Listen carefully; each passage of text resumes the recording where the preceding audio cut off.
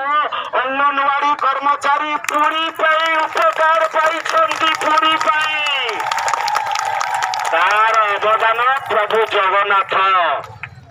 प्रभु जगन्नाथ अपार करुणा धर्म डंगा चले धर्मर प्रभाव नाव नटई नितांत अभाव तो मुझे भगवान को कौन मागी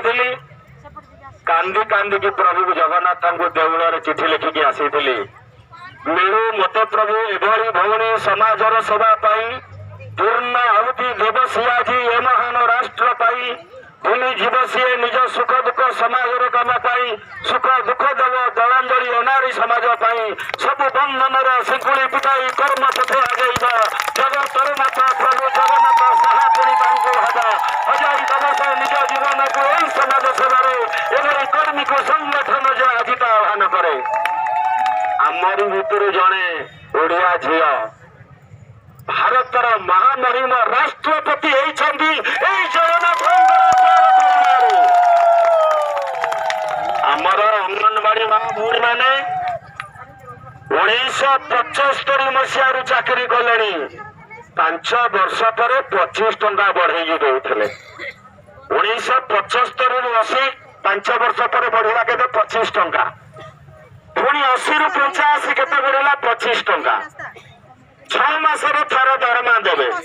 गोटे क्विंटाल को 50 केजी देवे सूर्य उदय रु अस्त भर 10 थर चाकरी जाऊला ये करुणा कहानी आम समग्र भारत वर्षर अंगनवाड़ी कर्मचारी मानकर तेणु प्रभु जगन्नाथ पाखे संकल्प नेलु सारा ओडिशा को एक करवा सारा भारत को एक करवा भारतर नेतृत्व ओडिशा नेब विश्व दरबार कथा पड़े आज प्रभु जगन्नाथ करुणा ता गोटे गोटे सत्य है सारा ओडिशा को जो एक कलु आम खंडगिरी थाना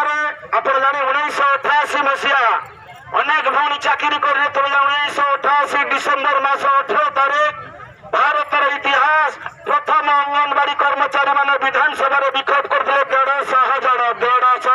आज केवल पुरी जिले में 3000 ऊर्ध विक्षोभ कर 1989 आम आंदोलन करूँ शुणिले ना 1990 मसीहा जनता दल सरकार सेतेबेले थिले बिजू बाबू मुख्यमंत्री सब अंगनवाड़ी कर्मचारी को गिरफ्त कर खंडगिरी थाना पुरैले पेपर वाला बिजू बाबू तो या कलु माँ भौणी की जेल देलु प्रजातंत्र बाहर